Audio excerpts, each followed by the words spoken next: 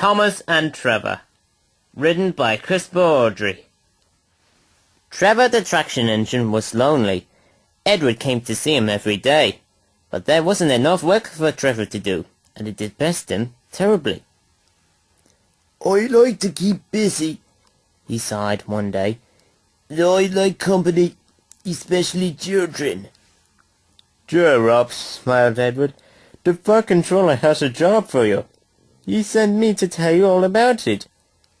I'm to take you to the junction to meet Thomas today. Oh, exclaimed Trevor happily. A harbour. That means a seaside, and that means children. How marvellous. Thomas was waiting at the junction. He was on his way to the harbour with a train load of steel pilings. These will be built into the harbour walls to make them firm and safe. Hello, Thomas, said Edward. This is Trevor, an old friend of mine. He's a traction engine. Thomas eyed the newcomer doubtfully. "A what?" he asked. A traction engine, exclaimed Trevor. A steam engine who run on roads instead of rails. Can you take me to the harbour, please? Edward says the Fat Controller has a job for me. Workmen coupled Trevor's truck to Thomas's train, and they set off. Useful engines run on rails, grumbled Thomas to himself. But luckily, Trevor didn't hear him. I'm glad the Fat Controller needs me, Trevor said happily. I don't have enough to do sometimes, you know. Although I can work anywhere. In orchards, on farms, in scrapyards, even harbours. Thomas was puzzled. But you don't run on rails, he objected. I don't need rails to be useful, replied Trevor. You wait and see. But when they reached the harbour, they found everything in confusion. Trucks had come off the rails, they blocked the line, and the stone they had held lay higgly-piggly. We must get these pilings past, said Thomas's driver. They're Virgil. If only we had a tractor here to drag them out this mess. Terence could have done it. Just the sort of job I like, interrupted Trevor excitedly. Get me off this truck, please, and I'll soon show you what the traction engines can do. Quickly they unloaded him, and he set to work at once. First, he dragged the stones clear with chains. Then, he towed into position the pilings which Thomas had brought, so that they were ready for the workmen to use.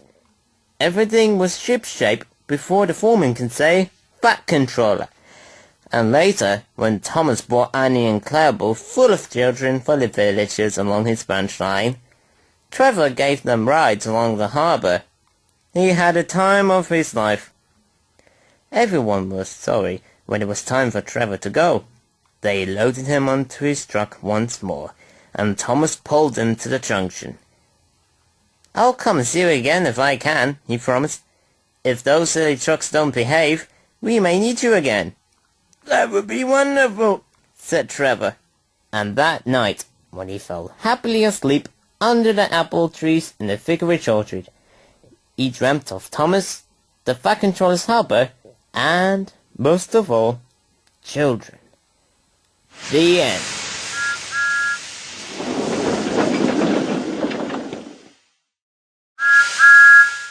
Responsibilities. Written by Audrey.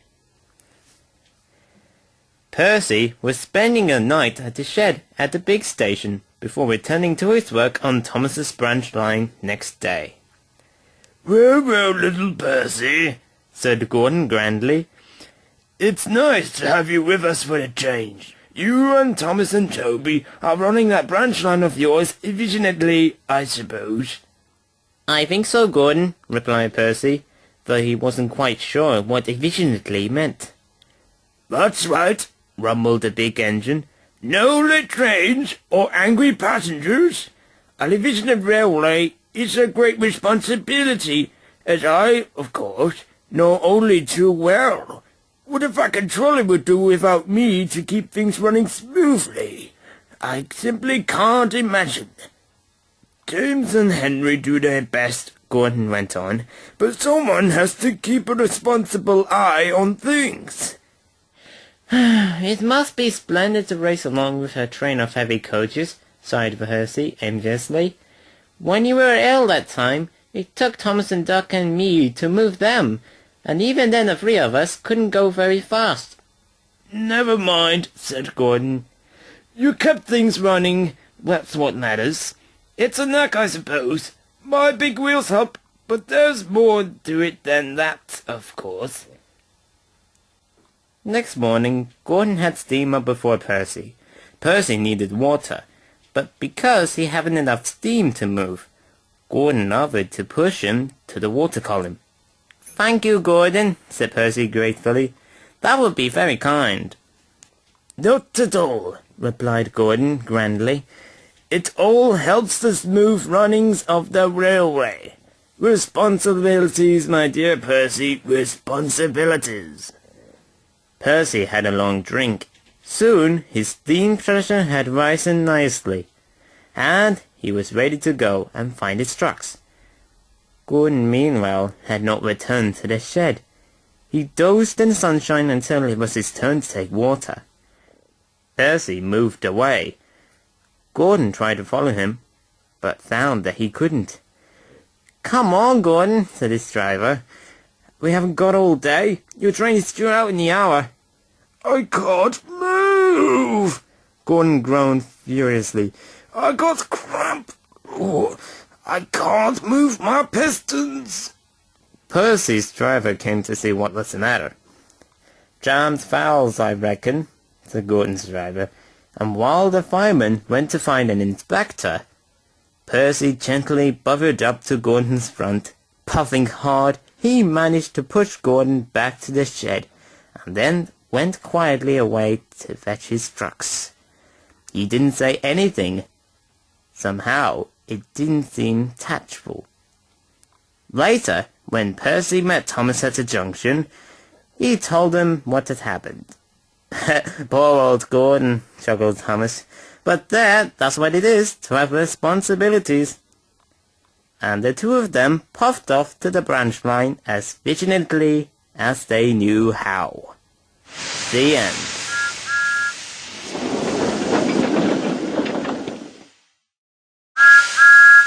Thomas and the Sunday School Outing. Written by Christopher Audrey. On the day of the Sunday School Outing, the station master came to see Thomas. "Boaty has broken down," he said. "The fat controller wants you to run a special train." "But they're going to the mountains," objected Thomas. "Our line doesn't go there." "No," agreed the driver, "but the electric one does." Thomas was excited. "I've never been along there," he said. It seemed only a few minutes before the vicar appeared, followed by a crowd of excited, chattering children. They all got into Annie and Clerible. The guard blew his whistle, and Thomas set off. At the junction, Thomas ran round Annie and Clerible. He whistled cheerfully as he passed Edward's station. Edward was so surprised to see him that he was nearly forgot to reply. They got up Gordon's Hill in great style, and at the next junction, Thomas ran round the coaches again. Poor Annie and Clerible grew confused. "Which way are we supposed to be going?" they wondered. But Thomas was enjoying himself, and they soon reached the station, which in the mountain engines shared electric trains. All Thomas's passengers got out, and the guard made sure they all knew when they had to be back. "We have to fit in with the other trains along here," he warned them. "If we're late, goodness knows what time you'll get home." Thomas had a splendid day. He enjoyed talking to the other engines, and was sorry when it was time to get ready to go home. His driver and fireman refueled his coal bunker and water tanks, and then they took Annie and Clerible to the platform. They waited and they waited. A quarter of an hour later, they were still waiting. "Come on," fretted Thomas. We shall miss our path and have to dawdle all the way home if we don't come soon." They waited again. Still no one come, and the signalman walked along the platform. "I can give you 5 minutes," he told Thomas's guard. "After that, I shall have to put the next electric in front of you." There was a shout from the road. The Sunday school party, hot and tired, hurried on to the platform. "So sorry," apologized the vicar. "A little boy got lost, and we had to look for him." "Never mind," said Thomas, and hurried his load of tired children home as fast as he could. The end.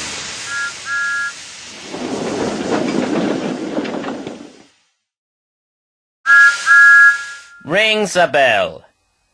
Henry was having trouble getting his trucks to behave. They bumped and squealed as he dragged them to the quarry for Mavis and Toby. The troublesome trucks didn't want to be filled up with scratchy stone, and they wouldn't let Henry forget it. But Henry knew his difficult journey was nearly over when he heard the ring of his friend's bell. Boop boop! Hello, Toby! He called. At the quarry, things were very disorganized. Mavis was grumbling with some trucks, and Toby was nowhere to be seen. "You were behind with your work, Mavis," said Henry's driver. "Never mind. I'm sure Toby will be here soon." "I expect so," sulked Mavis, who didn't like Toby helping her all the time. She wanted to do things on her own. "Toby's an old fusspot," she said, bumping a line of trucks crossly. She didn't want Henry's help either, so he returned to the station yard, glad to leave the mess behind. The next morning, it was Edward's turn to take the empty trucks to the quarry. He was looking forward to seeing his old friend Toby. As Edward steamed carefully along the outlying quarry line, he heard a ring of Toby's bell. "Hello, Toby," he called, but Edward didn't get a reply. When Edward arrived at the quarry, he had never seen such a mess. Mavis bumped the truck so hard that it broke, and the rest of the trucks were refusing to work. "Toby will help you," said Edward kindly. "I don't want his help," snapped Mavis. "I can do it on my own." "Where's Toby?" asked Edward. "Oh, somewhere, I expect," replied Mavis. "Wherever he is, it must be important for him to leave you in this mess," said Edward's driver. "I'm not in a mess," said Mavis, as the poor truck collapsed in front of her, sending white chalky dust everywhere. That afternoon, Thomas waited for Mavis to bring a load of trucks down to the station yard, but they didn't arrive. Thomas's driver spoke to the Fat Controller. "There must be something wrong," he said. The Fat Controller was very concerned, and decided to go to the quarry himself. Thomas took him right away. On the way, they heard Toby's bell ring. "Stop here, please," said the Fat Controller. "I'd like to check that Toby isn't in trouble." The Fat Controller was surprised by what he found on the other side of the edge. It was a big cow wearing a cow bell around her neck. They carried on to the quarry, and there they found Mavis, surrounded by the derailed trucks and covered in dust. She didn't expect a visit from the Fat Controller. "What on earth?" he cried. "Where's Toby?" Poor Mavis was so fed up she started to cry. "I haven't seen him all day," she sniffed. "Well, you should have told someone," said the Fat Controller more kindly. He was not cross with Mavis now, because he could see she was sorry. Thomas took the Fat Controller to Toby's shed, and inside stood poor Toby with a broken reel. He thought all his friends had forgotten about him. "We thought we heard your bell," said Thomas, "but it was a cow." The Fat Controller agreed that when Toby's reel was mended, he would give him a brand new bell, so that they would always recognize him. The end.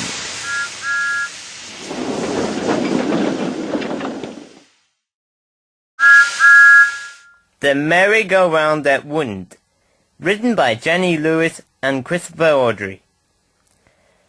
One fine summer morning, Percy, the small engine, was waiting to start work when he heard a magical sound. It was very faint and far off, but he definitely heard it. I wonder what it is, he thought to himself.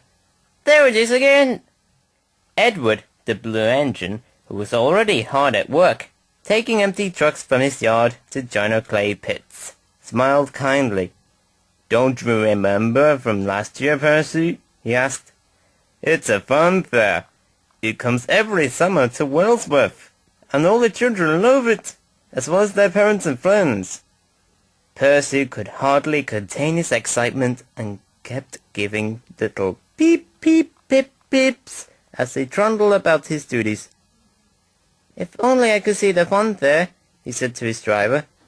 Percy was in luck, because the site chosen for the fun fair was a large field near to the railway line that he worked on every day.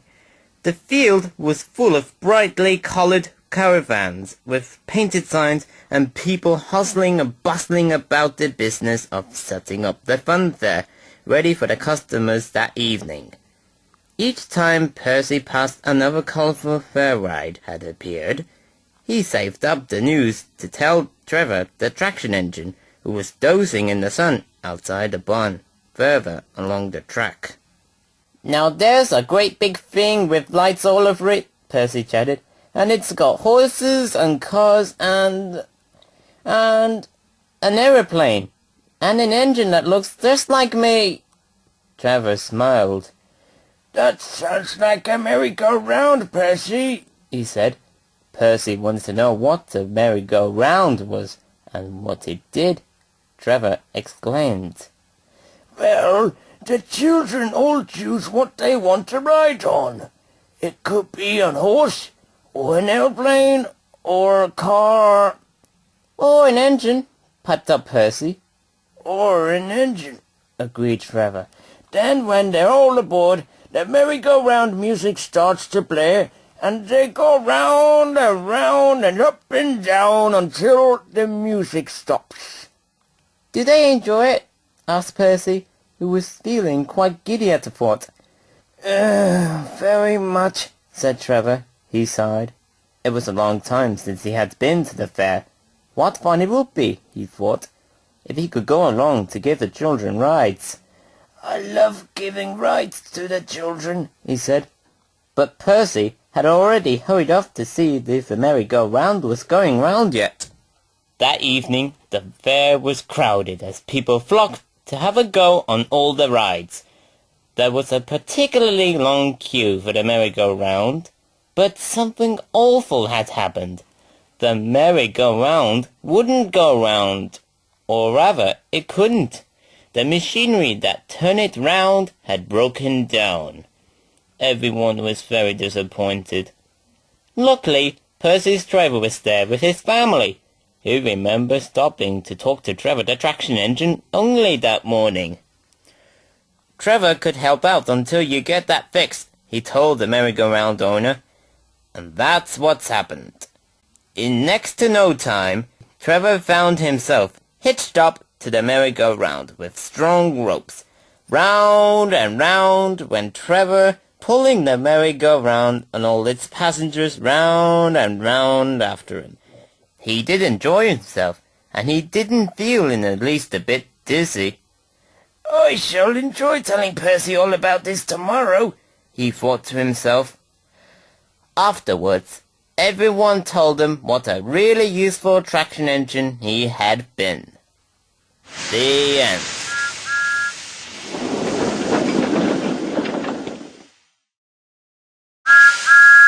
The Twins Passing Problem, written by Christopher Audrey.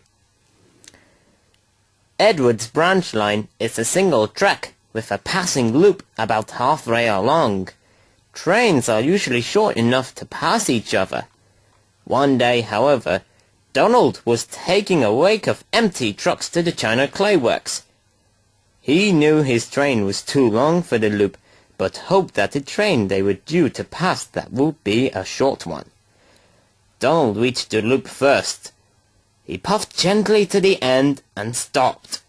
A few minutes later, Douglas appeared in the distance, coming carefully down the hill.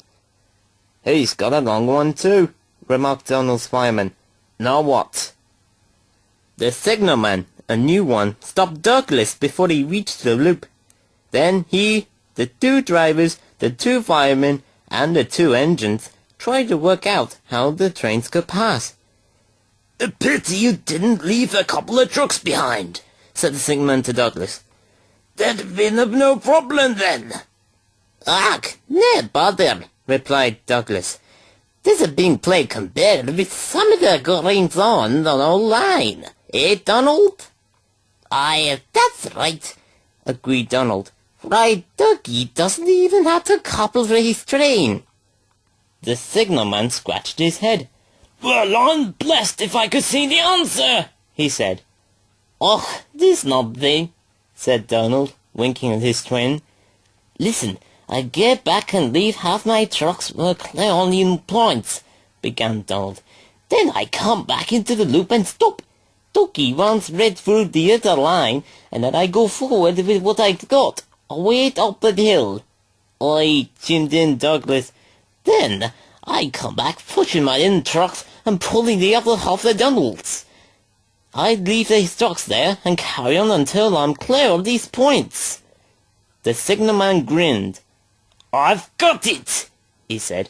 "You can then get clear the way through the loop, and all Donald has to do is back onto the other half of his train. My word, but clever these Scots." And he winked broadly at the two drivers and firemen. The end.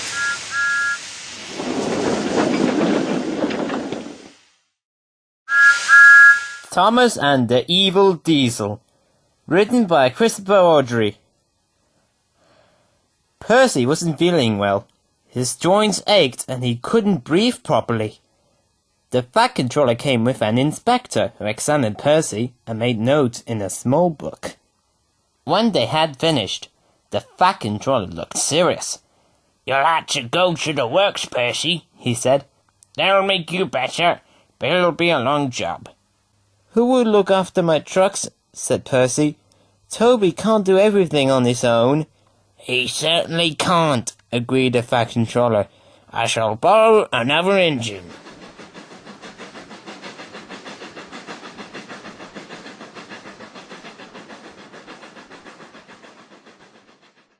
The only engine the other railway could spare was a diesel shunter. Duck was at the works when he heard an oily purring noise. He recognized the new arrival at once. "It's Diesel," he thought, and scuttled behind the shed. "What is he back for?" he said crossly. "The Fat Controller sent him away in disgrace." The Fat Controller was cross too, but he needed another engine, and Diesel was the only one available. When Diesel reached the junction, Thomas was waiting with Annie and Clarabel. "Hello," said Thomas suspiciously. "You've come to help Toby, I suppose. Well, no tricks, mind." Diesel looked pained. "Tricks? What, me?" he asked smoothly. "I'm just delighted to be assistance to you really useful engines again." "Good," replied Thomas shortly. "I'll believe that when I see it."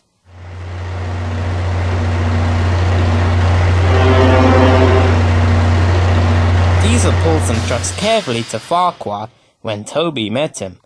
"Oh," he said. "It's you, is it? Well, do your shunting, please, and then take these stone trucks to the harbour." Thomas and Toby made it clear to Diesel that they would stand no nonsense. Diesel listened, purring quietly. "Yes, Thomas," he said smoothly. "I understand, Thomas. Of course, Thomas." The trucks knew that the Fat Controller had once sent Diesel away for troublemaking. "Let's have some fun," they snickered. They teased Diesel and tried to annoy him, sleeping their brakes on, accidentally, on purpose. One morning they went too far. "Here's evil Diesel," they whispered as they came into the yard. "Holy creature!"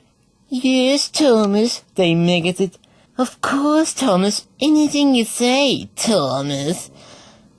Diesel could stand no more. "Urgh!" he roared furiously. "How did you?" He gave the line of trucks a sharp push, shooting them fast into the siding. The oldest truck, who was also the rudest, was at the front. Too late, he saw what would happen. He screeched, "Help!" With a loud crash, he hit the bumpers. For the moment, the oldest and rudest truck was squeezed between the bumpers and the other trucks. Then both he and the bumpers collapsed, and the broken pieces were pushed into the road.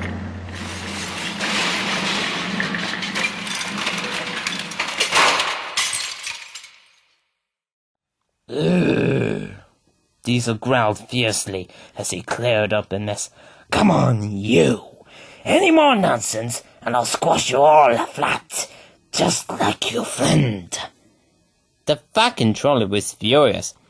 "You will go back to the other railway as soon as I can arrange it," he thundered. When the Fat Controller had finished with him, Diesel was glad he was going home.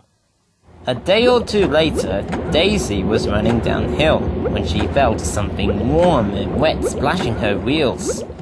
At the next station, she felt hot and her joints were stiff. "You've lost your oil," said her driver. "Bertie will have to take your passengers." Then Thomas arrived with Annie and Clarabel, full of people on their way home from market. Thomas started confidently up the hill, but his wheels began to slip on Daisy's oil, and he slithered to a stop. Then, "Help! Help!" he whistled. "I'm slipping back!" Near the bottom of the hill were special points to divert runaway trucks off their line. Thomas could not stop his heavy train from pulling him downhill towards these points. Clarabel's back wheels were directed off the line. They sank firmly into the mud, and Thomas stopped. "That's torn it," said the guard. He helped the passengers back to the station.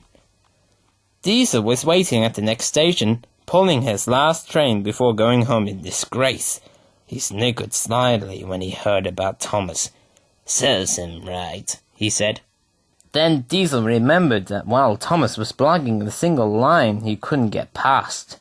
The trucks tittered as he pushed them crossly into the siding.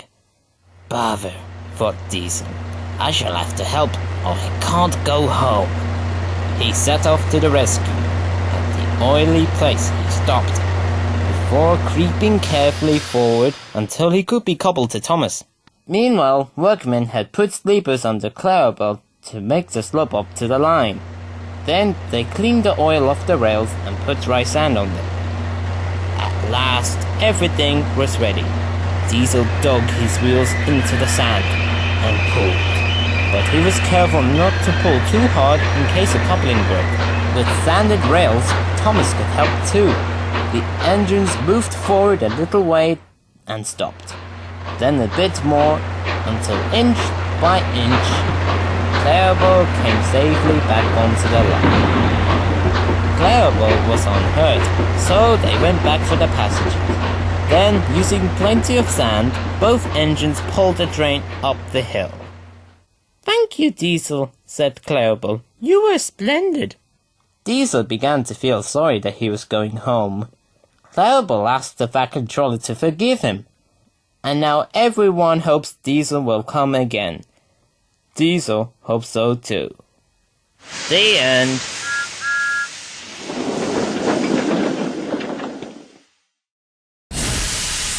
Oliver Sparkler, written by Jenny Lewis.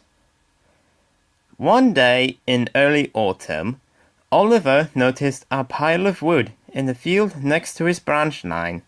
It wasn't doing anything much, just sitting there. The next day, the pile had grown larger, and the day after that, it was larger still. On top of the branches and stick of wood, someone had put an old broken chair. At last, Oliver could contain his curiosity no longer, and asked his driver if he knew what the mysterious pile of wood was for. His driver laughed. Well, you know what day it is tomorrow, Oliver, don't you? It's November the 5th. November the 5th? What's so special about November the 5th? Oliver asked. His driver told him to wait until the next day to find out. The next day came, and Oliver and Thomas found themselves being loaded up with huge bags of potatoes and pack after pack of bread rolls and sausages, along with several large brightly colored boxes. Oliver asked Thomas if he knew what was going on. Thomas knew that 5th of November was fireworks night, and that there would be a big bonfire party in the field next to Oliver's branch line. But he didn't want to spoil the surprise for Oliver, so he just smiled and said, "It's a surprise, but I think whatever it is, it'll bring a sparkle to your eyes." Later that day, as he pulled into a station, Oliver saw a crowd of people wearing woolly hats, scarves and gloves, all talking excitedly about going to the field where the bonfire was. He heard a little girl asking, "I hope you remember the sparklers, Mommy." Oliver's driver saw that Oliver couldn't wait any longer to find out what the secret was. Come on then, Oliver, let's go to the bonfire party, he said. Oliver stopped in a siding near the wood where the bonfire was now brightly burning. Flames leapt into the air, and the people all crowded round with rosy faces lit up by the warm glow. Suddenly, there was a bang, crash, and swoosh! A stream of light shot into the air and exploded into the mass of colored stars. Then another one went off, and then another. Oliver looked on in amazement. He was enjoying his first firework display very much. A bit later on, some people noticed Oliver and his driver watching, and brought them over a hot potato and a sausage, and best of all, a sparkler. Oliver thought the sparkler looked just like a magic wand.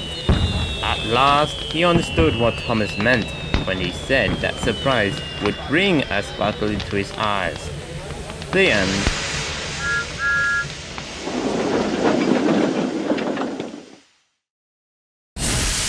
Thomas and the Swans, written by Christopher Audrey. One day, Percy was bringing some trucks from the harbour. Suddenly, a bird flew out of a bracken and hit Percy's buffer beam with a thump. "Ouch!" exclaimed Percy. He wasn't hurt, but the poor bird fell beside a line. They stopped, and the driver put the bird in his cab. It had been badly hurt, and they decided to take it to the vet. "Driver thought it was a peasant," Percy told Thomas sadly. "It scared me, bursting out of a hedge like that." "Pooh," scoffed Thomas. "Poor little Percy. Fancy being frightened by a bird. If I met a bird like that, I'd just blow steam at it." A few weeks later, Thomas saw a flock of large white birds flying across the railway, their necks stretched far ahead of strongly beating wings. He wondered what they were. "They're swans," said his driver. "Swans are royal birds once, and some still belongs to the Queen." "What does she want them for?" asked Thomas. "And why are they here? Did she see them when she came to see our railway last year?" His driver laughed. "No, Thomas," he said.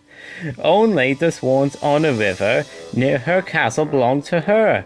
But all swans are protected birds. That means no one must hurt them." But what if we ran into one by accident, like Percy's peasant? Said Thomas. The driver scratched his head.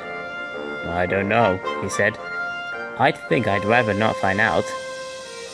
Next day, Thomas stopped for water at the station by the river. As the water gurgled into his tank, Thomas saw something ahead of him. On the bridge, it looked like an old newspaper. It's a very clean old newspaper, thought Thomas as he started away. But his driver had noticed it too. Suddenly, he put on the brakes. When they stopped, Thomas realized that it wasn't a newspaper. He was face to face with a large, very cross swan. "Sss," said the swan. "Oh," explained Thomas in alarm. His driver and fireman climbed down from a cab and went carefully forward. The swan struggled to its feet and came towards them. Thomas tried to back away, but he couldn't. His driver and fireman had problems of their own. The swan arched its neck and spread one wing wide. "Sss," it said again. Thomas jumped and let off steam. This made the swan crosser than ever, and it pecked at Thomas's driver. The driver and fireman hurried back towards the cab. The driver climbed up while the fireman went back to the station for help. "The bird has a broken wing by the look of it," the driver explained. "It flew into a parapet of a bridge, I expect." The station master telephoned the vet, who, with a friend and some difficulty, managed to carefully move the swan and clear the line. "I thought you weren't scared of birds," said Percy in the shed that night. Thomas smiled knowingly. "I wasn't scared. I was just being careful," Thomas replied. "Why, it might have been one of the Queen's own swans. You wouldn't have wanted me to hurt that, would you?" The end.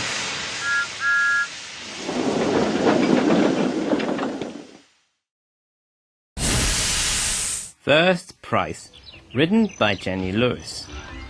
Trevor the traction engine was dozing in the vicarage orchard, enjoying the late summer sunshine. His driver, Jem Cole, arrived with a bucket, cloth and polish. "There is a steam engine rally at the village agricultural show, and I think that you will win the best kept engine competition," he said. When his driver had finished cleaning, Trevor looked splendid with all his brass glistening in the sunshine. Edward arrived on a line that runs past the bottom of the orchard. "My word, Trevor," Edward commented. "Don't you look marvelous? I am sure you will win a prize at the show." Edward was on his way to the station to pick up a trailer full of tables for the fruit and vegetable competitions at the show. He also had to take a trailer containing 2 special passengers. 2 of the farmers' donkeys were going to the show to give rides to the children. "Good luck, Trevor," called Edward as he set off at the station. Not long afterwards, the vicar came running down the orchard to where Trevor and his driver were getting ready to set off for the show. "We need your help, Trevor. Edward has broken down and cannot get to the station to pick up the tables and donkeys for the show," explained the vicar. Trevor drove off to the station yard where he was hooked up to a trailer full of tables. He set off down a narrow muddy lane that led to the showground to deliver the tables. Trevor then went back to the station yard for the donkeys. But the donkeys did not want to get into the trailer. "Hurry up," pleaded Trevor. "I'll miss that competition if you carry on being so stubborn." Jem Cole had an idea, and he hurried off to find some carrots. These will do to trick, he said, and put the carrots into the trailer. The donkey saw the carrots and jumped into a trailer straight away. Trevor set off down the muddy lane again, and soon reached the showground. He caught sight of his reflection in the water as he passed the floating lake and was horrified. "Oh, goodness, I'm covered in mud. I can't enter the competition now," he cried. Never mind, said his driver. We can help the donkeys give rides to the children instead. And that's exactly what they did. The next day, back in the orchard, The vicar came to see Trevor and tied a big red rosette with a burst in the center onto his funnel. This is from the children who think that you're the very best traction engine ever. Trevor was delighted and wore his rosette all day. The end.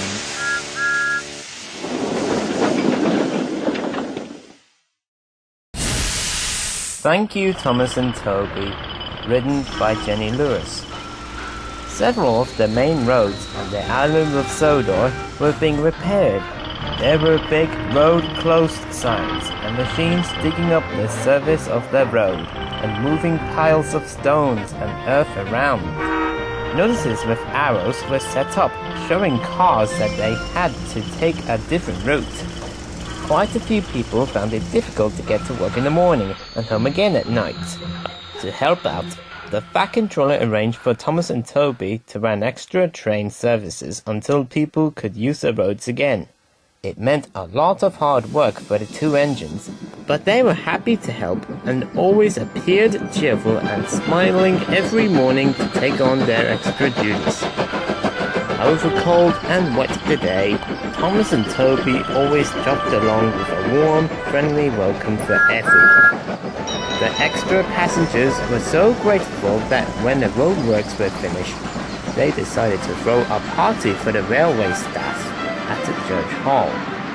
Again, Thomas and Toby were kept busy, this time taking bunting, balloons and banners along to the station near to where the party was being held.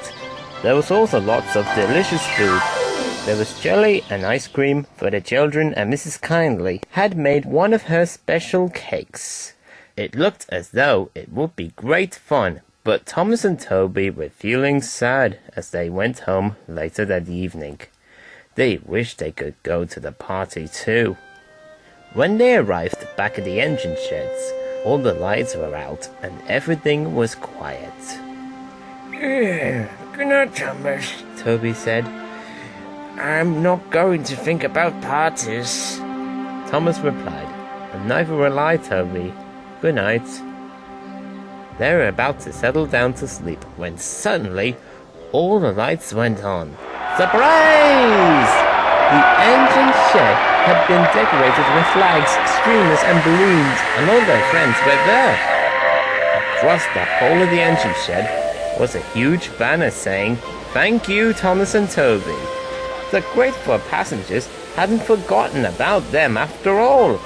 Thomas and Toby felt proud and happy, and they felt even more so when the Fat Controller came in to tell them he was very pleased with them.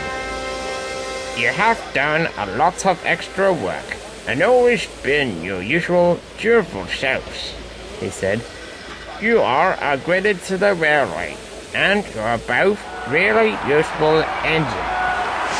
The end.